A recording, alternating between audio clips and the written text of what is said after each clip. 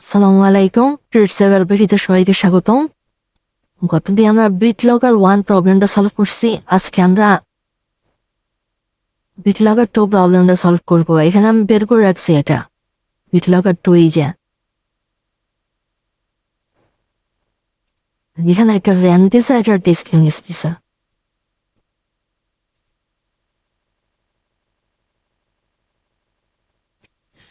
এখানে একটা র্যামের ইমেজ ডাম্প ফাইল দেওয়া আছে আর হচ্ছে ডিস্ক ইমেজ দেওয়া আছে। তো আমরা জানি যে র্যাম এখানে ডিসক্রিপশনটা পড়ে বোঝা নিতে হবে যে পাসওয়ার্ডটা র্যামের এখনো আছে, কারণ পাসওয়ার্ডটা র্যামে এখন আছে, তো আমরা র্যাম থেকে পাসওয়ার্ডটা বের করতে হবে।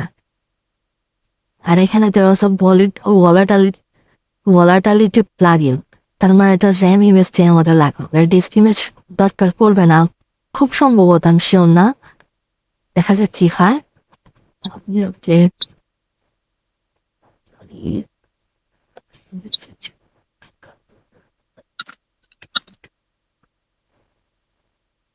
ডাউনলোড হোক, এটা আমি স্কিপ করে দিলাম যেহেতু এটা অনেক বড় ফাইল ডাউনলোড হইতেছে। এই যে এখানে দেখেন না, এই যে এখানে মেমোরির যে ইয়াটা ইমেজটা ছিল ডাম্প ফাইলটা, ওটা ডাউনলোড হয়ে গেছে। তাহলে আজকে এখন দেখি যে এটা ট্রানজিট ফরম্যাটে আছে, তো জিপ ট্রানজিট করতে হবে। ট্রানজিট মাইনাস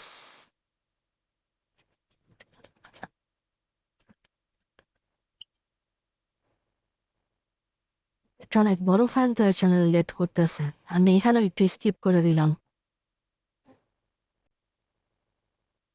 এই যে এখানে দেখেন এটা ডিকম্পোজ হয়ে গেছে। এই যে এটা যেহেতু আমাদের ভলাটিলিটি চেক করতে বলছে, ভলাটিলিটি চেক করার টুলস হয়েছে ভলাটিলিটি।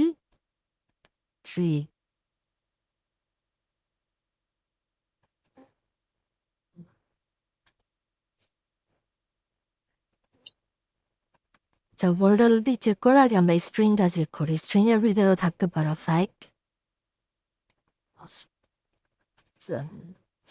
স্ট্রিংসে যদি না থাকে, মোস্ট অফ দি স্ট্রিংসেই থাকে সিকিউর প্রবলেমগুলো।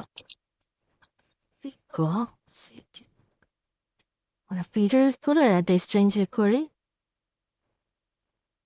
এটা দেখেন এই যে 661 MB এটার কম্প্রেস ফাইল, ডিকম্প্রেসটা আরো বড় হবে, এর জন্য এটা মনে করেন এত টাইম নিতেছে চেক করতে। এই যে এখানে একটা আমাদের ফ্ল্যাগ আসছে, এখন এটা আমরা দিয়ে চেক করি যে এটা কি আসলে ফ্ল্যাগ নাকি রেড ট্র্যাপ। যদি ফ্ল্যাগ হয় তাহলে কমান্ডটা আমি এড করে দিব। এই যে মিলে গেছে, তার মানে এটা আমাদের ফ্ল্যাগ। এখন এটা আমি কন্ট্রোল জে দিয়ে টার্মিনেট করে দিলাম। প্রবলেম তো এটা ইজি ছিল। আমি যেহেতু এটা BitLocker-2, আমি BitLocker-1 এটার ডিসক্রিপশনে দিয়ে দিব।